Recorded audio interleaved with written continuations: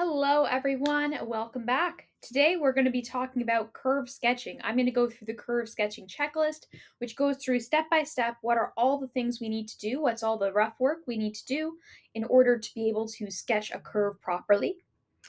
And then we're going to actually do a full worked example on this. And I feel that one full worked example really isn't enough. So we're actually going to do a second worked example in a future video. But for today, we're just going to stick with one. We're just going to stick with one full worked example because these full worked examples have lots of steps. It has to do with putting together everything we learned in this unit, plus some things that we learned previous units, especially things in units from grade 10 and 11. Okay, so the first thing we need to do is we need to find the y-intercept and the x-intercepts. So just a reminder, y-intercept is when we set x to be 0 and find out what y is, and the x-intercept is when we set y to 0 and solve for x. Now there can only ever be one y-intercept or 0 y-intercepts in some cases actually as well, because if we had two or more y-intercepts, that would mean that the function doesn't meet the criteria for being a function, as it would fail our vertical line test, and we can't do that. We can't have that. As for x-intercepts, though, the x-intercepts, there can be as many x-intercepts as there are degrees. So if the degree is 2, right, if it's a quadratic, we could have up to 2 x-intercepts. Or if the degree is 3, it's something to do with x cubed, right, is the highest power that we have, then there could be up to 3, and so on. There's also some circumstances where there are no x-intercepts too. We've seen this with quadratics, where some quadratics just don't have any x-intercepts. When it comes to quadratics, though, x-intercepts are also often referred to as either zeros or roots or solutions, those sorts of things. So I'm hoping those words kind of ring a bell, and it is very much the same thing. Okay, let's move on. Vertical asymptotes. So this is just a reminder as to what the rules are. Basically, the rule is that if we have a 0 in our denominator, then that means that that's where the vertical asymptote is unless we have something in the top to cancel that out with. So for example, if I have 1 over x minus 3 as my function, then I have an asymptote at x equals to 3, right? Because when x equals to 3, then f of x would be undefined because the denominator would be 0 and we can't have that, so therefore we have a vertical asymptote. Let's say we have 5x minus 3 over x minus 3. In this case, we could cancel these out, but we still have a whole at x equals to 3, okay? So that's the distinction between a whole versus an asymptote, is that with a whole, we're going to be able to cancel it out with something in the numerator, whereas when it's a vertical asymptote, this just isn't the case.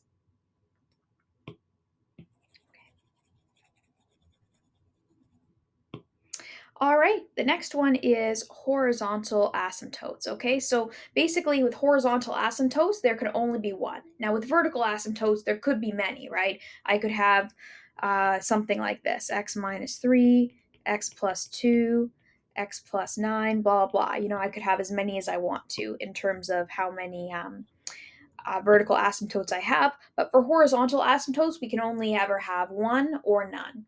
So we're going to have an asymptote at y equals to 0 if the degree of the denominator is higher. If the degrees are the same between the numerator and the denominator, then it's just the coefficients associated with those highest degree terms. And then lastly, if there is no horizontal asymptote, if the degree of the numerator is higher. And so those are the criteria, and it can only be one of these criteria at once. And one question I commonly get asked is, what if there's no denominator, then doesn't it not fit into any of these categories? But here's the thing. Let's say I have some function f of x and there's no denominator to it. Well, that's the same as f of x over 1, right? That's the same thing. We have technically a denominator of 1. And that's the same thing as f of x over x to the power of 0, right? X to the power of 0 is 1 regardless of what x is. And so technically we have a denominator with degree 0. So in these cases where we don't have a denominator, that means the denominator degree is 0, and that almost certainly means that the degree of the numerator is going to be higher than the degree of the denominator, and so those cases would fall into category C here. And so there would be no horizontal asymptotes.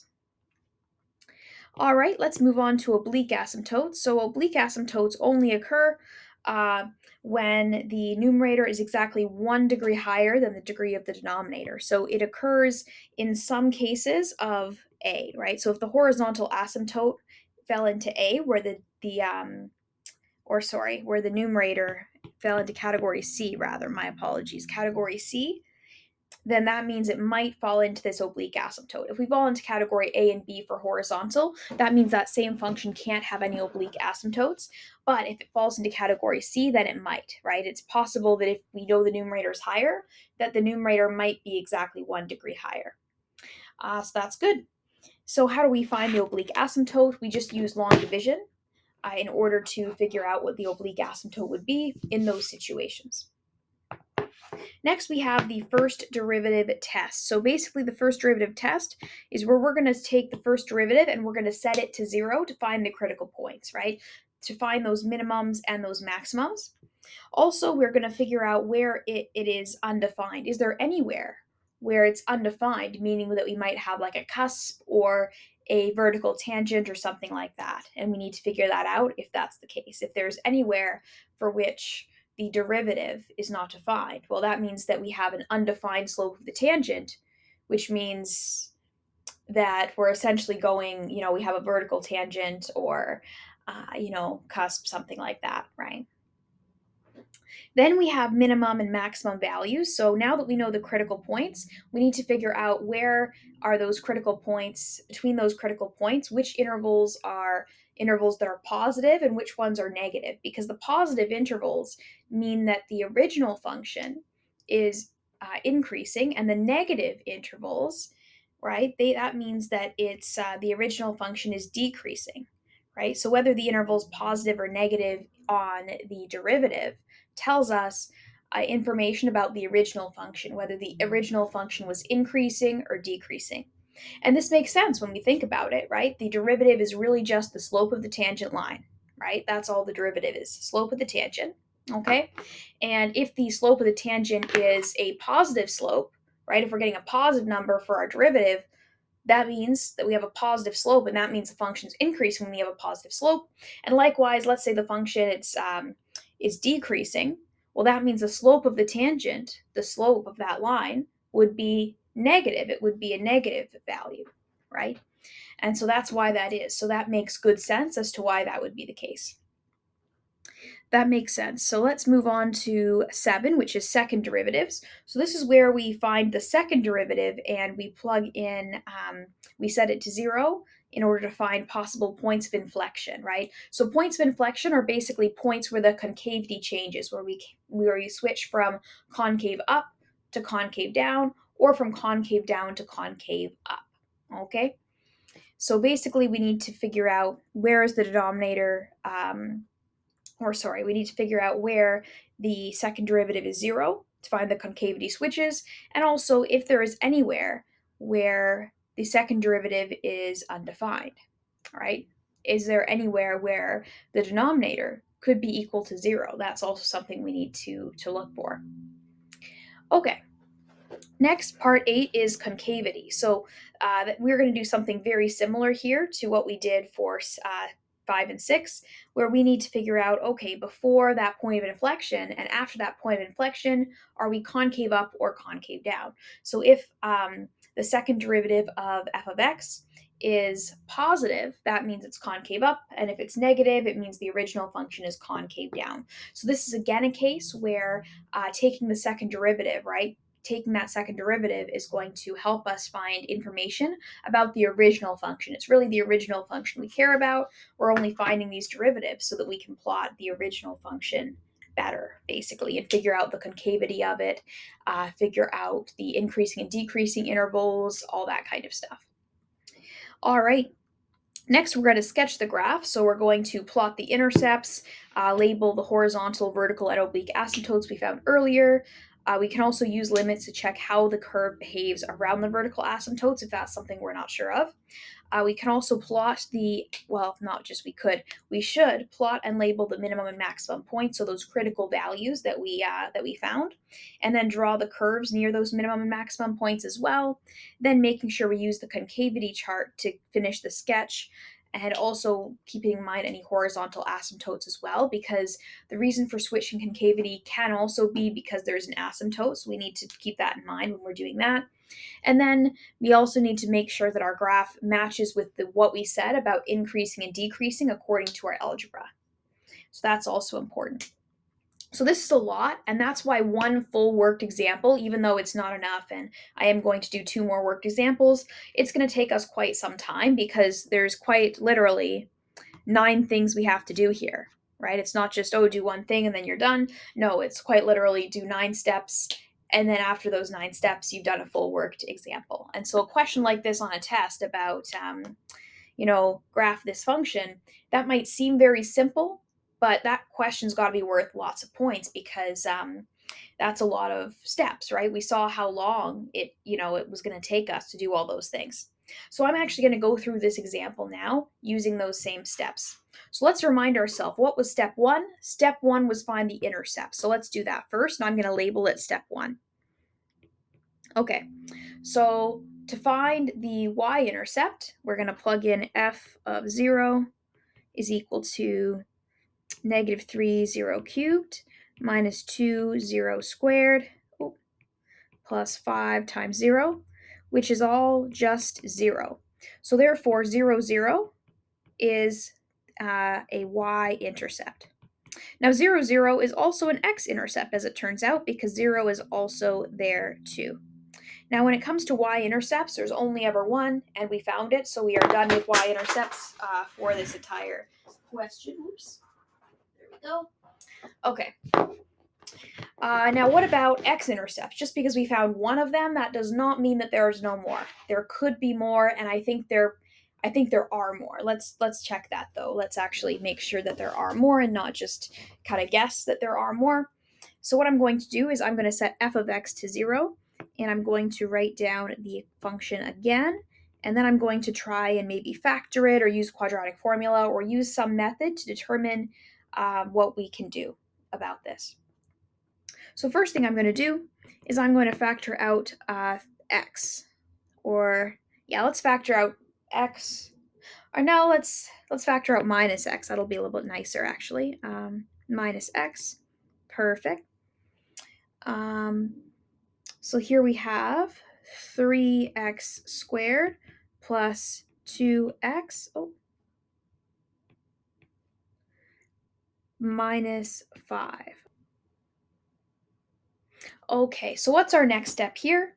Our next step is to say, well, we have negative 15, and we want to get things that add up to 2. So I'm going to say, well, let's see, it's negative 5 times 3, 5 times negative 3. Oh, 5 times negative 3 works because 5 minus 3 is 2.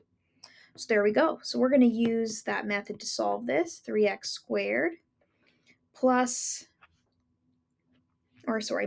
3x plus 5x, right, which these combined, they're just going to give us plus 2x, so we're not actually changing anything, minus 5.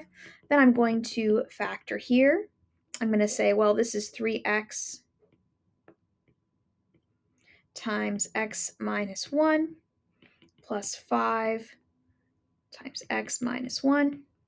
So therefore, 0 equals negative x, 3x plus 5, x minus 1. Now, if for whatever reason you're unfamiliar with how I did that, I have lots of videos on factoring quadratics, and I would strongly recommend those because we do lots of examples like this. So if this was confusing, you can absolutely go to there. The other one that would work for this scenario as well is the quadratic formula. If you just took these numbers and put them into the quadratic formula, you could also find the answer that way too. Okay, so that's also another option. And when it comes to calculus, I don't really care which way you do it, whether you want to factor, whether you want to use quadratic formula, it doesn't matter, but make sure that you're familiar and comfortable with both of those methods because they are both important. Okay, So now I'm going to write down what are my zeros. There's x equals 0, x equals negative 5 over 3, and x equals 1. So our other x-intercepts, I'll just list them all here. So we know about 0, 0, and then the new ones are minus 5 over 3, 0, and then 1, 0 as well. So those are our 3x intercepts, and that's the maximum we can have, right? Because this is a degree 3 polynomial, so we actually can't have any more at this point.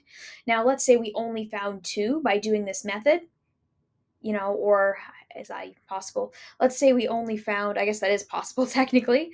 Let's say we only found 1 or 2 doing this method, then, okay, that's fine. That's fine as well. But it's very important to ensure that we've done this method fully, and then we're good to go. So just because you don't have all 3 doesn't mean that there's still definitely more to be found, but the fact that there are 3 means that there definitely are more in this case. But just because we don't have 3 doesn't mean that necessarily there has to always be 3. 3 is just the maximum. Okay, yeah, I feel like I'm just rambling now, so let's go ahead and move on. We found our x-intercept and our y-intercept. So let's move on to step 2. Step 2 is to ask ourselves if there's any vertical asymptotes. So how do we know if there's vertical asymptotes? Well, just a reminder, it's if it's possible for the denominator to have any places where there could be 0, or any places where where it doesn't cancel out with the top. Now in this case, this polynomial is just all over 1, and there's no way we can make 1 equal to 0 in any case, right? We don't have any variables on the bottom, so there are no vertical asymptotes. A similar argument can be made about horizontal asymptotes, because this is a situation where we have, as I mentioned before, degree 0 on the bottom. X to the power of 0 is 1, right? And so the degree of the numerator is higher than the degree of the denominator, because degree of the numerator is 3, so therefore there are none of these. And then for oblique asymptotes, it must be the case that the degree of the numerator is exactly 1 higher than the degree of the denominator. But again, degree of the denominator is 0, and degree of the numerator is 3, and so that's 3 higher, so there's also going to be none. So finding the asymptotes, that can take more time in some situations, right? Sometimes it'll take longer, but in this case it was very simple because there just are none of any of them. So that was a fast one to kind of go through there, which was nice. Step 5 was to find the first derivatives, right? And find those critical numbers using first derivatives, and then the maximum and the minimum values based on that. So let's go ahead and do that. I'm actually going to do it on the next page over here. Let's see, we have minus 3x cubed. Let's write this down. Minus 3x cubed minus 2x squared plus 5x, I believe, was our original function, because we're going to need to know that, and I want to make sure I got it right, which I did. So step 5 is we're going to find the derivative of that, and we can just use the power rule 3 times in order to do that, and get that this is negative 9x squared minus 4x plus 5. Now we need to set this to 0 to find those critical values, to find the minimum and maximums of the original function, right? Okay, so let's do that. 0 equals to negative 9x squared minus 4x plus 5. Okay, so we're faced with a quadratic once again. So we have some options. We could either use the quadratic formula, or we could use the factoring method. This time I'm actually going to use quadratic formula because I used the other one last time, although it doesn't actually matter which one you do. As long as you figure out the solutions, that is all I care about. So the quadratic formula states that x is equal to negative b, so negative negative 4, plus or minus the square root of negative 4 squared minus 4ac, and let's just make that nice and long. And then this is over 2a. So let's solve. This is going to be 4 plus or minus the square root of 16 plus, let's see, 9 times 4 times 5, because those two negatives will make a positive there. 9 times 4 times 5 is 180. Okay, so it's going to be 196 total, which actually I believe is a perfect square. That rings a bell. it is. I believe it's 14 squared. So actually factoring would have worked too, but that's okay. This also works always as well. So then we have 4 plus or minus 13, or sorry, minus 14, because 13 squared is 169. So it's 14 squared, that would be 196 over negative 18. And actually, I guess I should show the step where we find out what number is under our square root. And there it is. And then this would be 4 plus 14 over 18. So that would be negative 1, or what's the other choice? What if we have negative 4 minus 14? That's going to be negative 10 over 18, which is the same as 5 over 9. So there we go. Those are our two answers. So given that those are our two answers, what must we do next? Well, let's do step 6 next.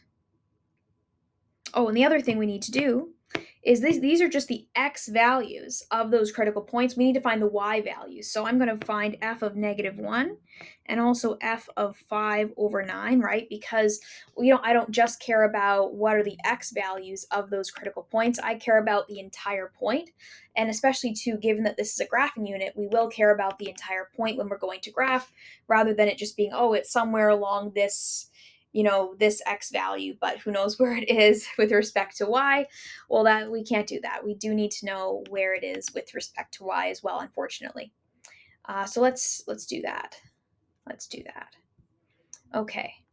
So f of negative 1 is negative 3 times negative 1 cubed minus 2 times negative 1 squared plus 5 times negative 1. I know a lot of very tedious math. This is going to be minus 3 minus 2 minus 5. Is that correct?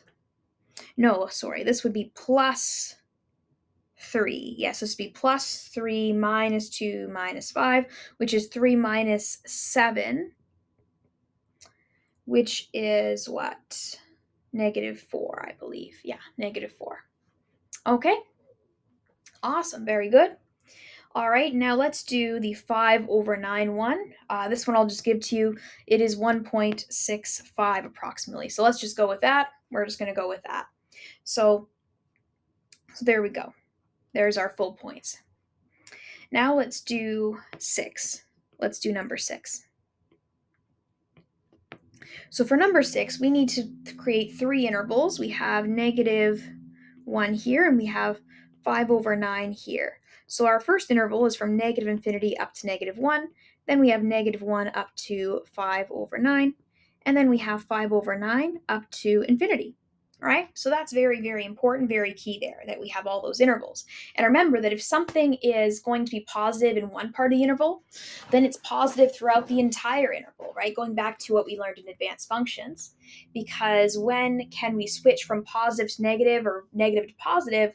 We can only switch there at those critical values, right? At the zeros of our derivative. So that's very key. So let's start with f prime of x in this one. So I'm going to say that this is going to be negative 2. I'm just going to arbitrarily choose something here. If I put negative 2 back into my original equation, I would get something negative. So I'm going to put negative here, and that means this is a decreasing interval. And actually, I'm going to write this down here. Decreasing intervals. And then I'm going to write increasing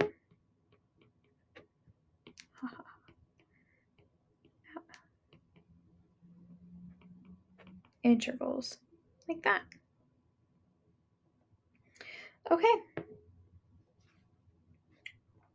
Then I'm going to say, well, what's f prime of x in this one? Well, let's say I plugged in 0, which is between here, into this function right here, into our original derivative. Well, then I'm just going to get 5, right, which is positive. So there we go. This one's positive. And then for our last one, we're going to get something negative once again, right? If I plug in 1 here into this equation, I'm going to get something negative, right? So yeah, So there we have it. So the increasing intervals were which ones? Just this one here, -1 to 5/9. And then the decreasing intervals, looks like this function decreases all the way from -infinity up to 1, and then again from 5/9 up to infinity. And sorry, I think I said up to 1. I meant up to -1. My apologies for that. Little misstep there. Very good. Very, very good. Awesome. Okay, so now let's move on to the next step. What's our next step? Our next step is step 7, which actually I'm going to get a new page for this. I think we need another page for step 7. This turns out to be a long question, and all curve sketching is, unfortunately, all curve sketching stuff are very long questions. So it's common for a teacher maybe to just give 2 or 3 questions for homework, but they're very long questions with a lot of parts when it comes to this unit. Anyway, let's do the second derivative test, which is number 7. So our first derivative, we got -9x squared. -9x squared minus 4x plus 5. Is that right? It is. Okay. So if that's our first derivative, then what's our second derivative? Our second derivative is the derivative of the derivative, so that's -18x minus 4, and then the 5 just disappears. Then I'm going to set this to 0. So 0 equals -18x minus 4. 18x equals -4. So x is equal to -2/9. So that means there is a point of inflection at -2/9, which means what? That means our concavity switches, right? That we're switching from concave up to concave down, or from concave down to concave up. So I'm going to draw my number line again, and I guess this is moving on kind of to step 8. Let's draw that number line with -2/9. And I would like to know, what if we're on this side of the number line? What will f, the second derivative, be? And what will the second derivative be over here? So over here, let's see, it's going to be what? It's going to be something